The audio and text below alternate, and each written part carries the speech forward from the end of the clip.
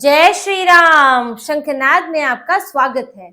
अरविंद केजरीवाल जब से दिल्ली में चुनाव हारे हैं तब से भगवंत मान और पंजाब में आम आदमी पार्टी के लिए मुश्किल खड़ी हो गई है।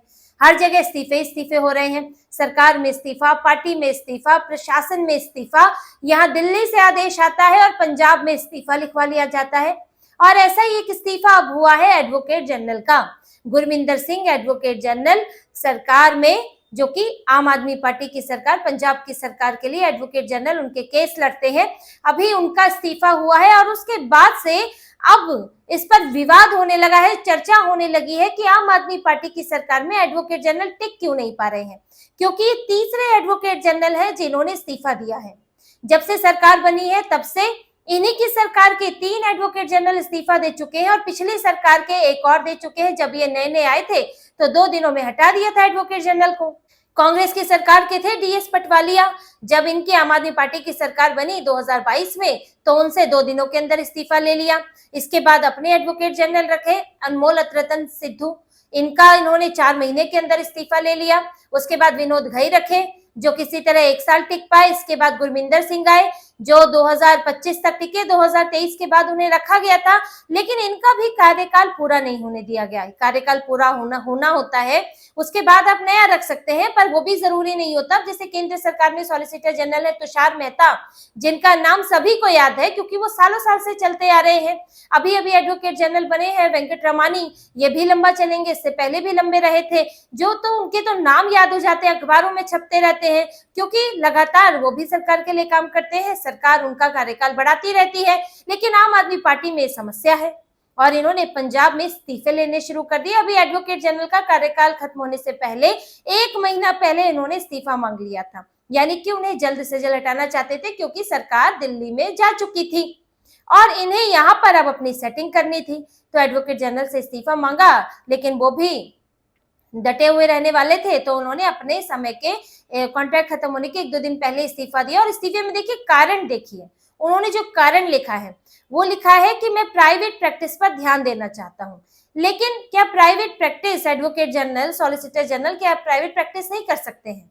ऐसा कोई प्रावधान नहीं है। एडवोकेट जनरल हो और केंद्र में अटॉर्नी जनरल होते हैं, राज्य में एडवोकेट जनरल होते हैं, वो सरकार के लिए केस लड़ते हैं और वो अपनी प्राइवेट प्रैक्टिस भी कर सकते हैं, लेकिन सिर्फ ऐसे मामलों में उन्हें शामिल नहीं होना होता है जो सरकार के खिलाफ हो, इसका ध्यान देना होता है। बाकी वो दूसरे केस लड़ सकते हैं। और ये जो गुरमिंदर सिंह है वो तो क्रिमिनल रॉयल लॉयर है, उनकी अपनी प्रैक्टिस भी चल रही थी। तो कुछ लोग जिनको सूट नहीं करता है वो खुद से चले जाते हैं, लेकिन जिनको सूट करता है वो लगातार काम करते रहते हैं। गुरमिंदर सिंह इतना लंबा समय टिके हैं यहाँ पर, करीब 18 महीने, और उन्होंने कहने पर इस्तीफा भी नहीं दिया, तो यानी कि वो यहाँ के काम से दिक्कत उन्हें नहीं थी, लेकिन आम आदमी पार्टी को दिक्कत हो गई थी क्योंकि इन्हें अब दिल्ली के लोगों को यहाँ सेट करना है। जैसे कि मनीष सिसोदिया सेट किए जा रहे हैं, राज्यसभा से यहाँ भेजे जाएंगे, इसके लिए इस्तीफा लिया जा रहा है। राज्यसभा सांसद का उनसे जो है विधायकी लड़ाई जा रही है। मनीष सिसोदिया यहाँ दिल्ली के स्कूलों में बैठकर ज्ञान दे रहे हैं, मेगा पीटीएम करवा रहे हैं टीचर्स के। पिछली बार आए थे तो टीचर्स यूनियन ने इन्हें लताड़ मारकर भेज दिया था। अब यहाँ पर पार्टी के प्रभारी बने हुए हैं, लेकिन यहाँ आकर क्या कर रहे हैं, पंजाब में सरकार चला रहे हैं।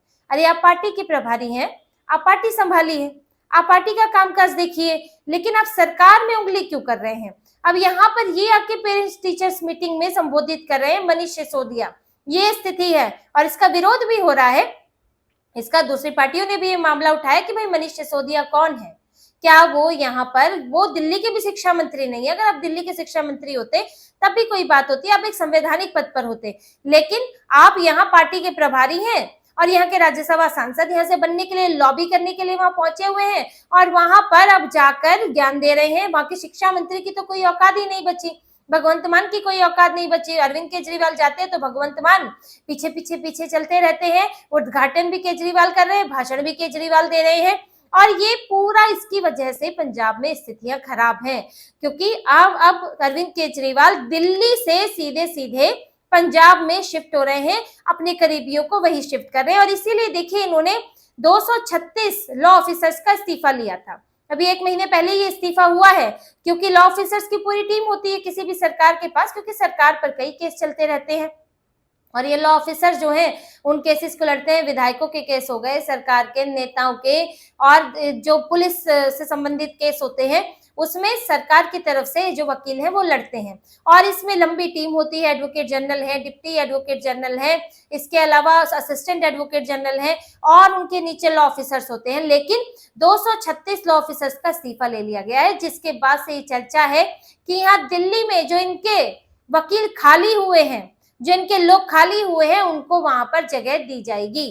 क्योंकि दिल्ली में देखिए सिर्फ इनके नेता ही बेरोजगार नहीं हुए हैं, कई और लोग भी बेरोजगार हुए हैं जिन्हें यहाँ सेट किया गया था, जिन्हें यहाँ बड़ा वकील बना दिया गया। जो वकालत जिनकी ढंग से चल भी नहीं रही थी और विधायकी लड़ना चाहते थे, लेकिन उन्हें करोड़ों करोड़ दे दिए गए, जिनमें राहुल मेहरा जैसे एक नाम है। उन्हें विधायक का टिकट देने की बात हो रही थी, लेकिन जब वहां बात नहीं बनी तो उन्हें लॉ ऑफिसर्स की टीम में डाल दिया, उन्हें लॉयर बना लिया दिल्ली सरकार को, और 5 करोड़ रुपए उन्हें पेमेंट की गई है दिल्ली सरकार की तरफ से 2-3 सालों के अंदर।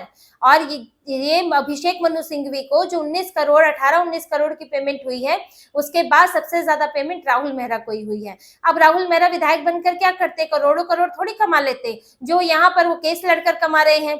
अब लेकिन बेरोजगार हो गए, क्योंकि अब सरकार बदल गई तो उनके लॉ ऑफिसर्स होंगे। अब इनको जैसे इन्होंने एडवोकेट जनरल अपना हटाया 2 दिन के अंदर जब कांग्रेस से ये सत्ता में आए, ऐसी दिल्ली में भी होगा। तो इनके जो लोग थे, जो पार्टी के कार्यकर्ता, कुछ इनसे जुड़े हुए हैं, वकालत करते हैं, छोटी मोटी लॉ ऑफिसर बना दिया, रिश्तेदार हैं, सचिवालय में लोग सेट किए हुए हैं, जिन लोगों को कॉन्ट्रैक्ट पर लाख 1.5 लाख रुपए की सैलरी पर रखा हुआ था, अब तो सब खाली हो गए। सचिवालय में तो कहा जाता था कि वहां पर सरकारी अधिकारी से ज्यादा आम आदमी पार्टी के कार्यकर्ता बैठते हैं, जिन्हें अलग अलग जगह सेट किया गया है। कोई social media team, communication team, design बनाने के लिए तरह तरह की चीजों में शिफ्ट किया गया है। अब इन सबको पंजाब में लगाना है, क्योंकि ये लोग तो कार्यकर्ता भी हैं। अब कोई बेरोजगार बैठकर तो काम नहीं कर पाएगा ना पार्टी के लिए। अरविंद केजरीवाल पर यही दबाव है। जैसे विभव कुमार को यहाँ से हटाना पड़ा, अपना पीए बना के रखा हुआ था इन्होंने, अब इन्हें यहाँ से पंजाब में शिफ्ट कर दिया है। ये भगवंत मान का सलाहकार बना दिया है, क्योंकि जब तक विभव कुमार को सैलरी नहीं मिलेगी तो वो अरविंद केजरीवाल के लिए काम क्यों करेंगे। तो यही इसी वजह से अब ये दिल्ली के लोगों को वहां शिफ्ट कर रहे हैं। जो 236 लॉ ऑफिसर्स का इस्तीफा लिया गया था, उनकी जगह यहाँ के लोग सेट किए जाएंगे, और एडवोकेट जनरल भी कोई यहीं से बनाया जाएगा दिल्ली से, ताकि वो अरविंद केजरीवाल पर जो केस चल रहे हैं उन केस को लड़े, फ्री में, मुफ्त में लड़े। अब मनीष सिसोदिया पर केस है, यहाँ सत्येंद्र जैन पर केस है, अरविंद केजरीवाल पर तो कई केस है। अभी तो एक एफआईआर और दर्ज हो गई है, कहीं पे मानहानि का मामला चल रहा है, कहीं पे भ्रष्टाचार का मामला चल रहा है, कहीं यमुना में जहर का झूठा बयान देने का मामला चल रहा है। तो ये सब मामले लड़ने के लिए वकील लगेंगे, और बड़े वकीलों की जरूरत होती है इन्हें, जो सेटिंग भी कर सके इनके लिए, लॉबिंग भी कर सके इनके लिए। तो ये अपने वहां वकीलों को सेट करेंगे, एडवोकेट जनरल किसी को बनाएंगे जो दिल्ली से ही आएगा, और फिर वहां से उनको पैसा मिलेगा पंजाब के लोगों का, पंजाब की सरकार का, और केस लड़ेंगे अरविंद केजरीवाल के लिए वो दिल्ली में बैठकर। तो ये पूरी इनकी प्लानिंग है, जिसके कारण ही पंजाब में उथल पुथल मच चुकी है, पंजाब में स्थितियां खराब हैं। और अब पार्टी के नेताओं के अंदर इस बात को लेकर और गुटबाजी पनप गई है कि पहले तो भगवंत मान के निष्क्रिय होने से वो परेशान थे कि आदमी कुछ करता ही नहीं है, सिर्फ पिछलग्गू बनकर बैठा हुआ है, और यहाँ पर कुछ काम हुआ ही नहीं। इस कारण से अपने ही विधायक है जो विधानसभा के अंदर सवाल उठा रहे हैं। तो ये सारी चीजों से वो पहले ही परेशान थे, गुटबाजी चल रही थी। अब भगवंत मान किनारे हुए तो अरविंद केजरीवाल आ गए। अरविंद केजरीवाल ने अब सब टेक ओवर कर लिया है, पूरी पंजाब की सरकार को अरविंद केजरीवाल चला रहे हैं। और जब अरविंद केजरीवाल दिल्ली आए तो मनीष सिसोदिया को भेज दिया। अब मनीष सिसोदिया वहां उनकी आंख नाक कान बन के बैठे हुए हैं, और दिल्ली से आदेश जाता है वहां पालन होता है। अब इस कारण भी समस्या और बढ़ गई है कि अब एक नई तरह की गुटबाजी हो गई, एक नई तरह का रोष है, परेशानी है कि अब ये क्या, जो अभी तक 3 साल से एक तरह से चल रहा था, मंत्री काम कर रहे थे, नेता काम कर रहे थे, भगवंत मान अपनी जगह थे, अब हो गया है कि सब दिल्ली से चलेगा। अब यहाँ पर एक शब्द यहाँ पर अपनी मर्जी का, एक छोटा सा काम अपनी मर्जी का नहीं कर सकते, कोई आदेश नहीं दे सकते, सब दिल्ली की परमिशन से होगा। लॉ ऑफिसर जो ये पहले थे वो सिर्फ सरकार के केस नहीं लड़ते हैं, यहाँ के विधायक का केस होगा वो लड़ा जाता है, और पुलिस का केस है वो लड़ते हैं। तो अब विधायकों के लिए भी समस्या है कि किसी को अपने, अब मान लीजिए अपने उनके मोहल्ले में कोई अपना वहां किसी का केस लड़वाना हो, कोई अपना कार्यकर्ता है, अपना करीबी व्यक्ति है कहाँ से लाएंगे? अपने घर से पैसा देना पड़ेगा। यहाँ लॉ ऑफिसर हुआ करते थे तो छोटे मोटे केस लड़ लेंगे उनसे।